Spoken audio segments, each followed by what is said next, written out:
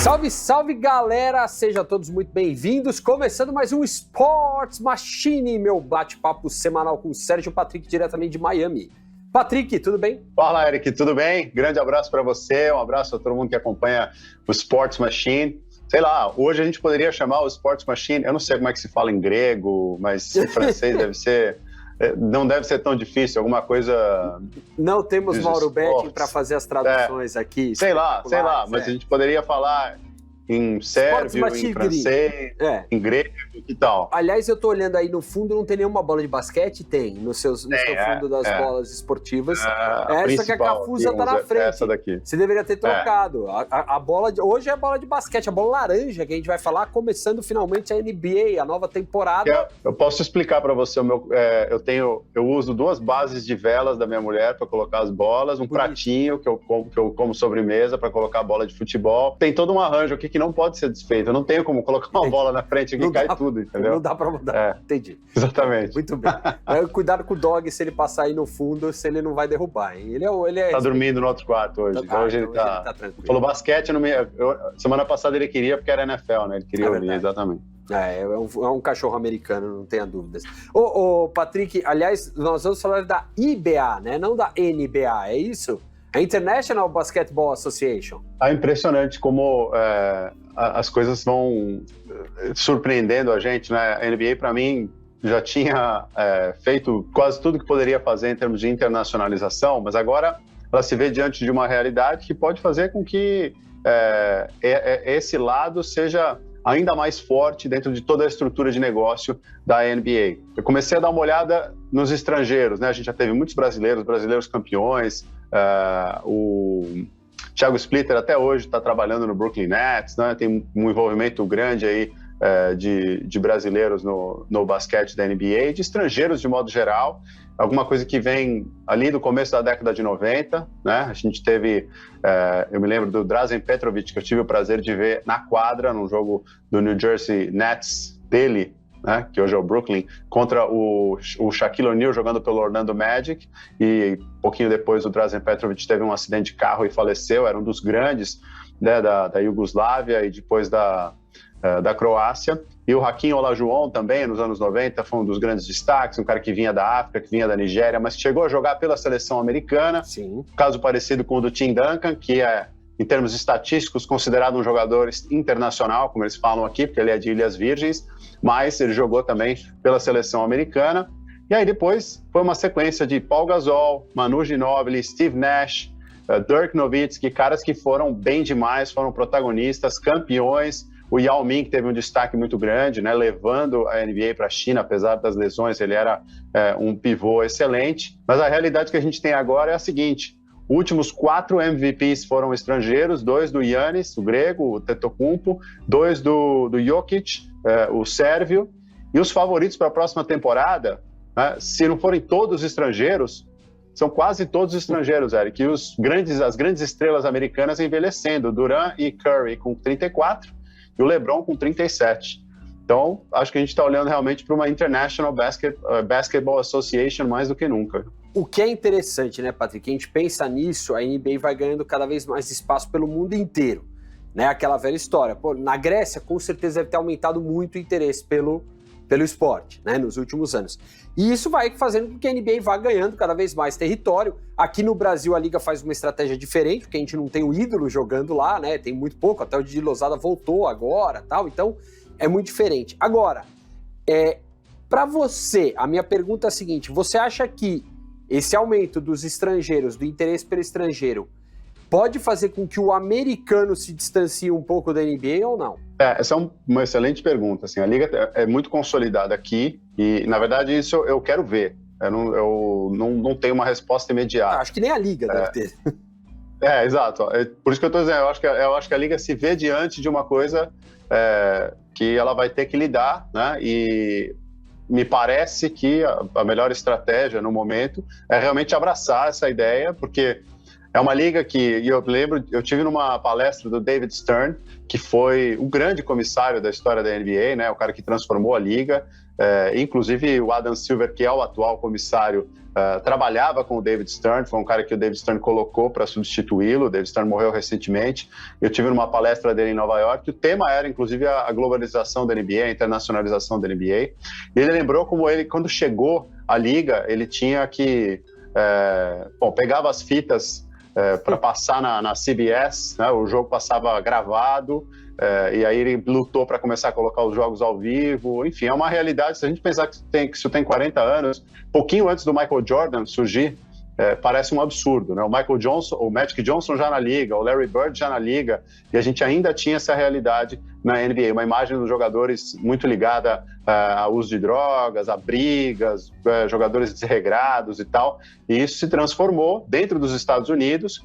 Aí houve a abertura e a exposição para fora, mas você tinha, por exemplo, pouquíssimos jogadores que poderiam encarar um time americano, aquele de 92, obviamente. Sim. Talvez seja o maior time de qualquer modalidade da história, mas era difícil imaginar, né? Como é que jogadores de fora dos Estados Unidos, tinha um ou outro que conseguiam uma posição de destaque na NBA, como a gente lembrou aqui, isso foi aumentando, e aí agora a Liga se vê diante dessa situação. Acho que a gente tem uma coisa que favorece muito a Liga, que é o fato de essa identidade social, essa coisa que o jovem usa para seguir um influencer, para ir atrás de alguma coisa que interessa. Isso está muito hoje ligado à internet, né, Eric? Aos games que esses jovens jogam, as roupas que usam. Já não existe muita diferença do jovem lá de Bangkok, na Tailândia, Melbourne, na Austrália, e Nova York, aqui nos Estados Unidos, né? Então, essa é uma coisa que a NBA pode aproveitar e aí fazer com que esses jovens americanos sigam conectados, apesar de as estrelas do esporte não terem a mesma trajetória de vida deles, pelo menos, né, entre infância e adolescência. E vale lembrar que também entra aí o fenômeno Netflix e documentários e séries e filmes e tudo que resgatam essa história em ligação com o americano, além do The Last Dance, né? Que já foi um fenômeno. Recentemente teve um filme, que é um filme legal que mostra um pouco isso, essa entrada dos estrangeiros, né?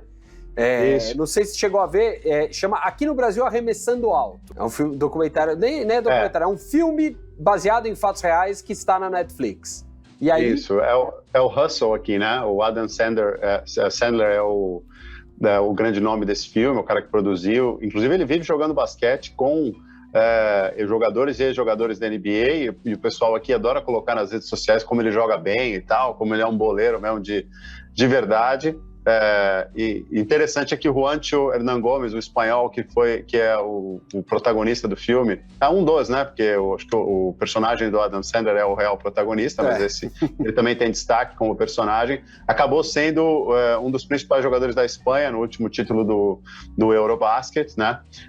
E daí já se vê realmente, essa é uma exposição bem clara, uma forma bem clara de ver como a indústria do entretenimento está mostrando a realidade é que realmente o basquete da NBA está olhando para o mundo, né? Os scouts, né? Os recrutadores estão olhando para o mundo, e a Liga também, obviamente, está olhando para o bolso e para os corações, né, dos fãs em todos os lugares do planeta. Tem muito dinheiro a ganhar, mas ela, obviamente, tem uma briga muito forte aqui, porque qualquer vacilo dentro do mercado americano, você tem o futebol americano querendo mais, você tem o beisebol tentando retomar posições de prestígio, o soccer correndo muito forte, como a gente tem destacado aí nas últimas edições do Sports Machine. Então vai ser um trabalho muito interessante que a gente vai ter que ver aí da NBA para manter essa chama acesa, porque ela não tem como escolher, né, se os melhores jogadores da próxima geração vão ser aqui dos Estados Unidos ou de outros lugares. Ela tem que lidar com isso, não tem muito jeito. Bem ou mal, né? Não foi porque Messi, Cristiano Ronaldo estavam em Barcelona e Real Madrid que o torcedor do Barcelona e do Real Madrid torceu menos pelos seus times, né? Isso tem. O que é curioso, né? E isso é uma coisa importante, a gente está destacando o seguinte: olha o peso que tem pro negócio o atleta, né? A gente não pode esquecer, o principal cara para manter esse negócio funcionando, girando, para a máquina do esporte literalmente girar bem, é o atleta, não tem como, né? Exatamente. E as histórias que você pode contar desses atletas, né? Então, por exemplo, o Kobe Bryant, ele é um cara que, né, faleceu, já tem um tempinho, e a gente continua vendo as histórias dele, a marca até dele, né? Presente, muito presente dentro do esporte americano. Claro que ele é um cara fora da curva, mas nesse caso o marketing se faz valer exatamente dessas histórias fora da curva, extraordinárias, né? Então eu vivo vendo gente aqui colocar, acordei às 5 da manhã, Mamba mentality, né? Aquela história, mentalidade do Kobe Bryant, acordar mais cedo que todo mundo, treinar mais e tudo mais. Só uma das coisinhas que a gente vê que continuam presentes, né? Então, o Michael Jordan, obviamente, né, tem o tênis, que é o tênis mais desejado, né? Os Air Jordans ganharam vida própria, foram muito além do que ele representava como craque do basquete, e são um ícone de estilo e tal. Então, tem muitas coisas que a indústria do esporte vai continuar fazendo, por exemplo, com o LeBron James, mesmo que ele velhinho, que para ele parece um robô, né? Ele tá forte, tá voando, tava até pensando nisso. Eu estava na academia essa semana, com os meus 45 anos, estava tudo doendo e tal. Eu pensando, cara, o LeBron James faz o que ele faz, ele tem quase a minha idade, né? Tem 37. É um negócio maluco. E nessa do atleta ser o centro de tudo, Eric, eu queria falar, sim, você me dá a sua opinião, tá? Você acha que qualquer cara ganha uma página dessa aqui, ó, do New York Times?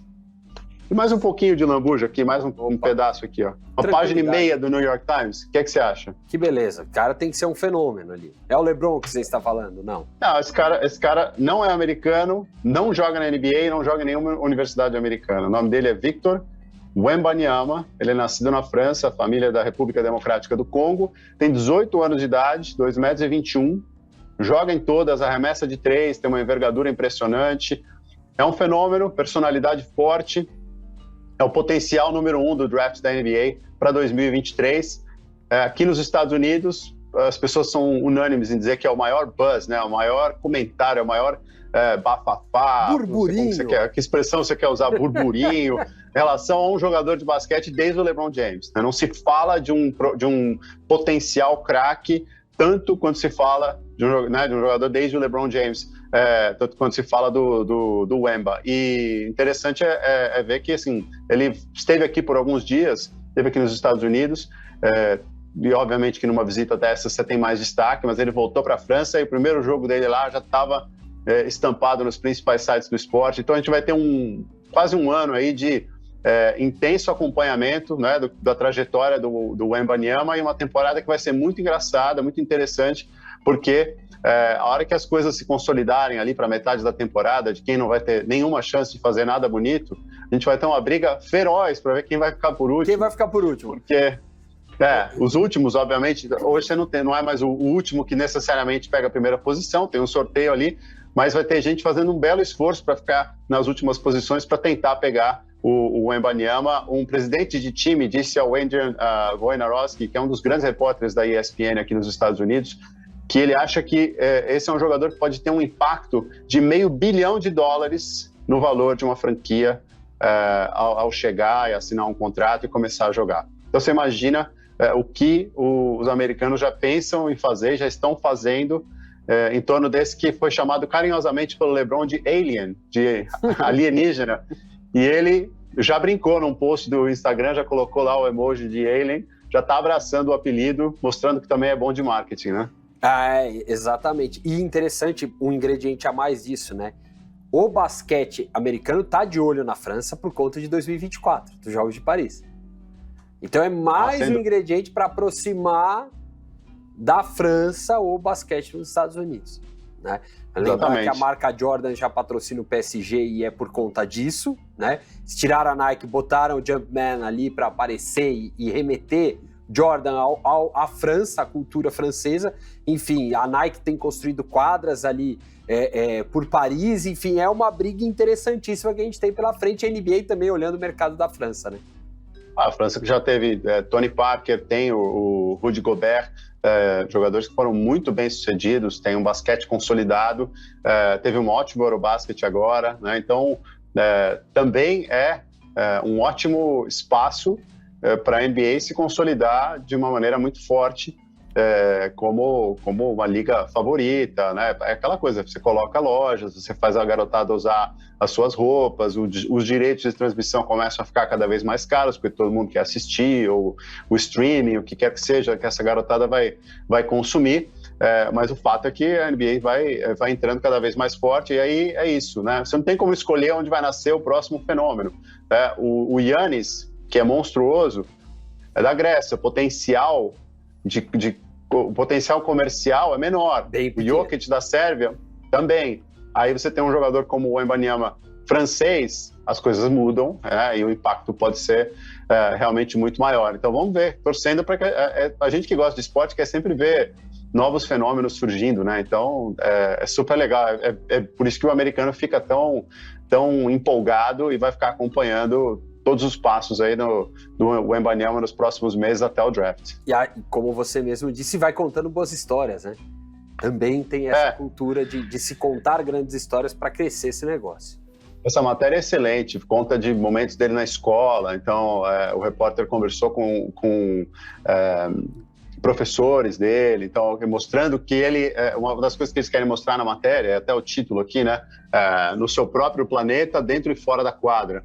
Então, como ele é chamado de alienígena, né, de alien, então dentro da quadra é fácil de entender, o cara tem 2,21 m, joga nas 5 posições, arremessa bem de 3, dá toco sem pular, é um negócio que é absurdo. Fora de quadra, por que ele é, né, eles estão falando aqui que ele é também único, ele abraça essa coisa, imagina, um cara desse tamanho, né, na classe sempre foi muito maior do que os amigos do mesmo ano ali de escola e tudo mais, e ele abraça essa ideia de ser diferente, né, pelo que diz aí, né, e diz a reportagem, desde o começo, desde muito tempo, fazendo as coisas, diz ele, do próprio jeito, sendo original, e isso é um prato cheio, né, isso já vem prontinho para campanhas de marketing com essas histórias, né. Até porque, vale lembrar, né, o Tiger Woods, todo aquele rolo que deu no Tiger Woods, quando ele foi, né, veio à tona... Casos extraconjugais... mulher e tal... Uma das grandes críticas que existia na mídia na época era o seguinte, poxa, e qual foi a imagem que se vendeu do Tiger Woods pra gente, né?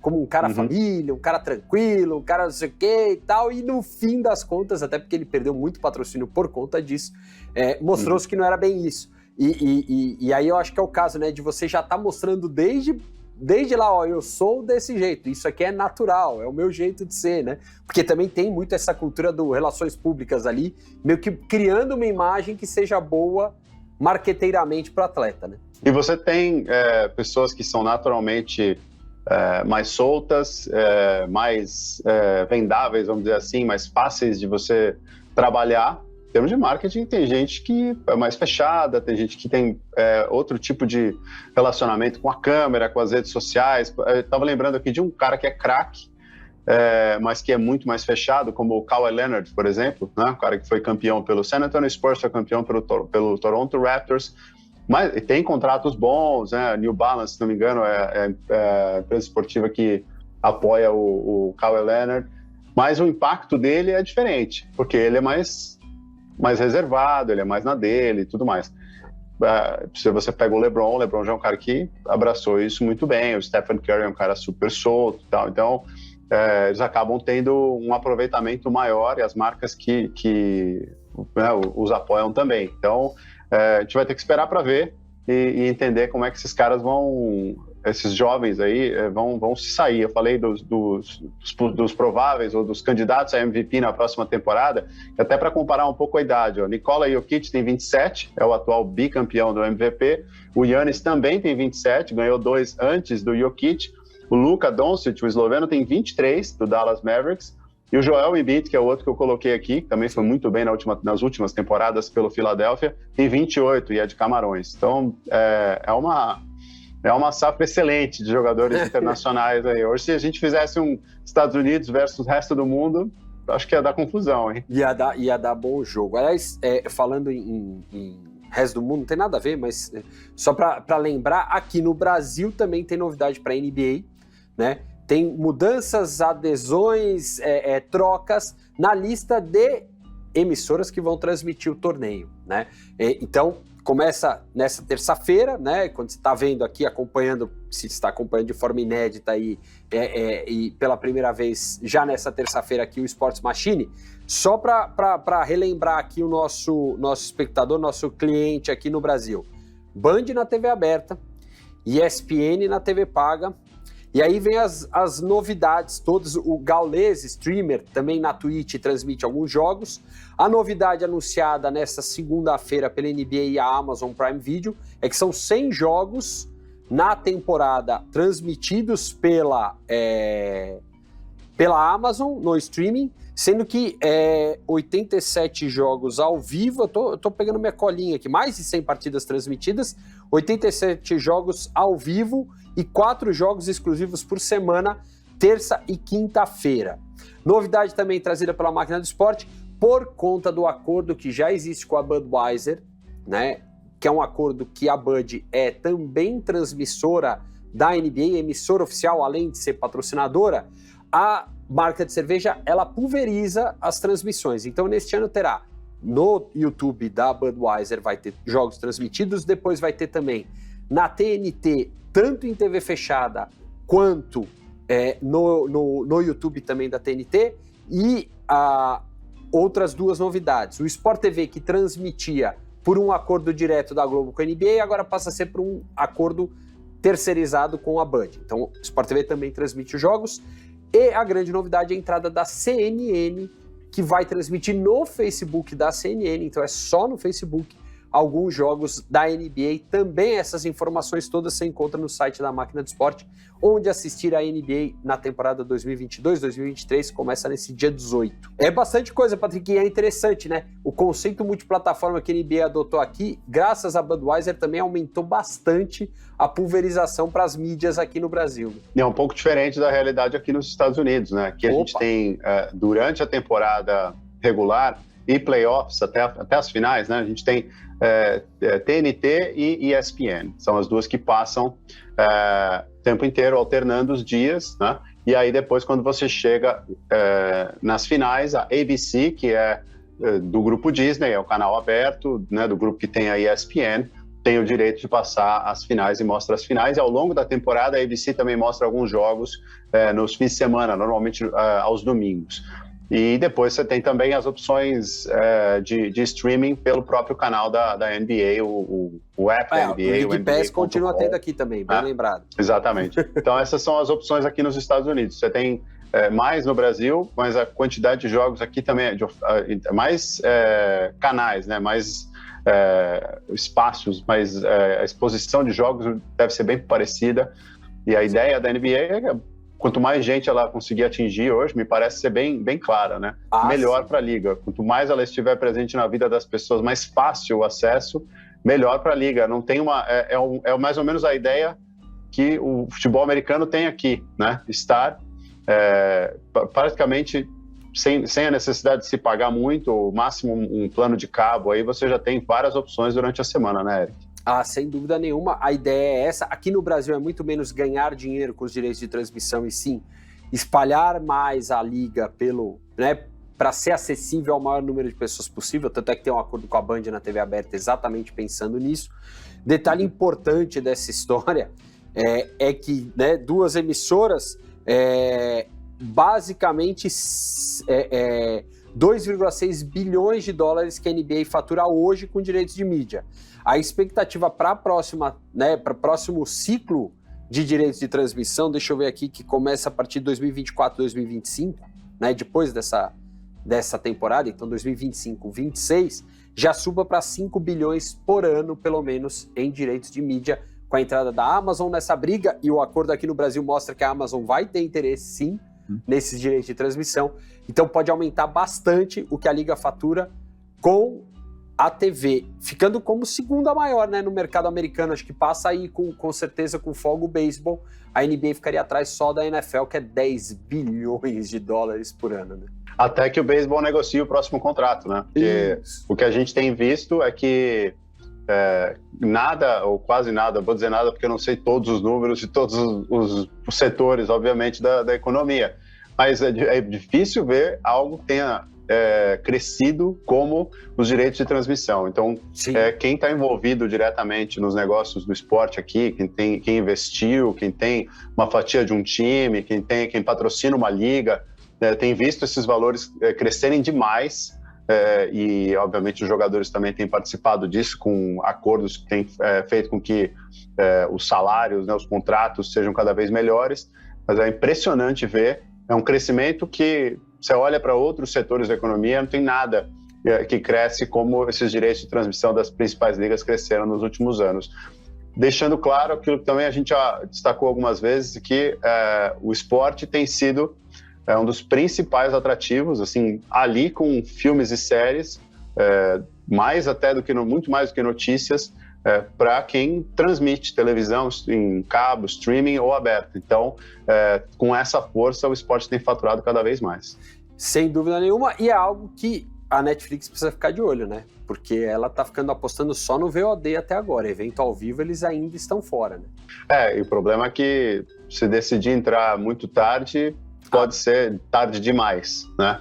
E a gente tem uma força enorme do grupo Disney, ESPN, obviamente, Hulu também mostrando, aqui tô falando aqui, obviamente, da realidade dos Estados Unidos, né? Claro. Hulu mostrando o esporte ao vivo, a Alphabet, né, que tem o Google, tem YouTube, você tem YouTube TV, que funciona como um plano de cabo, mas te dá acesso pelo app, que é muito fácil, é muito conveniente, é o que eu tenho usado no momento, inclusive. Eu faço assinaturas, acho que eu já falei isso, contei isso para você, né? Eu faço assinaturas para eventos e depois eu desconecto, porque eu sou um cara sem cabo já há algum tempo, tenho filhos pequenos, a gente faz quase tudo no streaming, mas tem uma Copa do Mundo chegando aí, eu não quero ficar de fora da transmissão, que aqui vai ser da Fox, né?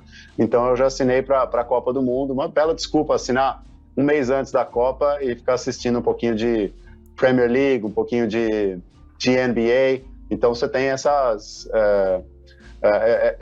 gigantes já correndo muito forte. Apple TV Plus também, que vai entrar com tudo nas transmissões do futebol na próxima temporada. Realmente, dentro do mundo do streaming, a Netflix continua sendo fortíssima nessa parte de entretenimento, né? Séries e filmes, documentários, mas na parte do esporte, a Amazon, né, também é outra que nas transmissões ao vivo tem feito um estrago muito grande aqui nos Estados Unidos. NBC, Universal, Comcast com o aplicativo Peacock, que mostra futebol, né, futebol americano aos domingos, e mostra futebol inglês também. Então, realmente, esse é um espaço que já está sendo preenchido por gigantes. Exatamente, e aqui no Brasil está começando também. Esse acordo da Amazon com a NBA já é uma amostra de que as coisas estão começando a se mexer um pouco.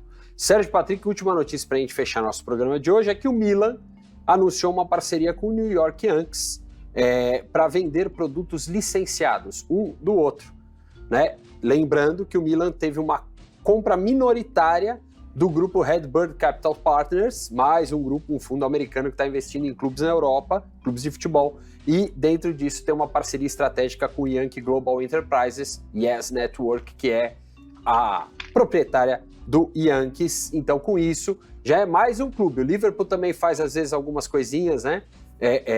Com o grupo com o LeBron James e com algumas ações do gênero, e o Milan também entrando nessa, olhando o que a gente vem falando do crescimento de interesse pelo soccer nos Estados Unidos.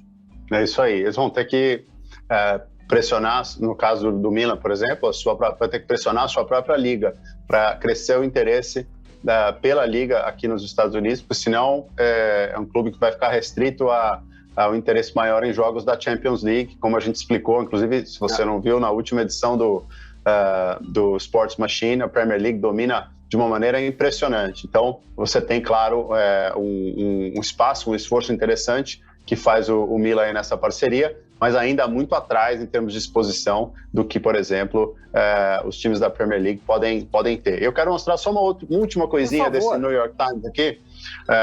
Conhece essas figuras aqui, ó? Ronaldo ali, né? Ronaldo e Roberto Carlos, né? Isso aqui é uma coluna muito legal falando sobre o documentário da DAZN sobre o Ronaldo. Fenômeno, né? E interessante, obviamente, eu vejo como eu estou velho, eles estão aqui explicando por que o Ronaldo era tão impressionante, provavelmente para o público jovem que não viu o Ronaldo. E um dos esforços aqui é contar que a carreira dele foi maravilhosa pelo PSV, Barcelona, Internacional, Real Madrid, Corinthians, e explicar para essa molecada que, sim, ele não jogou na Premier League, mas ele foi maravilhoso, um dos maiores atacantes da história.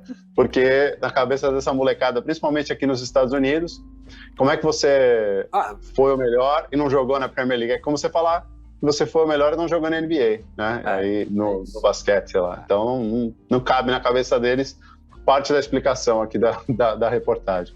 Mas eles daqui a pouco vão entender o que é um pouquinho de World Cup, né? Da FIFA World Cup, a Copa do Mundo, daqui a 4 anos, né? Nos Estados Unidos. Aí eu quero ver se eles vão entender, porque o Ronaldo foi um absurdo na seleção brasileira também. Né? Claro, isso aí inclusive, uma das coisas que eu li aqui na mídia de futebol dos Estados Unidos nos últimos dias foi o Ronaldo dizendo que não trocaria nenhuma das suas Copas do Mundo por uma Champions League que ele não ganhou, né? E, obviamente, que o título, embora seja por países, e eu estava tentando explicar isso para os meus filhos essa semana, que eles não estavam conseguindo entender, eles estavam me perguntando se o Everton ia jogar contra a Inglaterra. Eu falei, não, filho, porque o meu filho gosta do Jordan Pickford, que é o goleiro. Eu falei, Ele joga nos dois, ele joga no Everton e joga na Inglaterra. Isso. Que nem o Everton, nosso goleiro do Palmeiras, joga no Palmeiras e joga no Brasil. O país não joga contra o time. Ele ainda está entendendo, mas ele tem só 6 anos e meio. Não, é a fase para começar a entender. Também meus filhos nessa época queriam entender por que o Neymar não jogava pela seleção da França. Joga no PSG, como é que joga pelo Brasil? Exatamente. Né? Mas aí a gente conseguiu começar a explicar, tem alguns amigos, eles podem ser até um exemplo, né? Você, por exemplo, não é americano, mas mora nos Estados Unidos. E aí? Eu tenho camisa da seleção americana, preciso confessar. Você começa a tentar explicar assim. Bom, Patrick, dicas para a paternidade também podemos dar aqui no Sports Machine. Mais uma, hein? Sempre. Muito obrigado, seu Sérgio Patrick. Até semana que vem, hein? Valeu, Eric. Grande abraço a todos. Tchau. Tchau.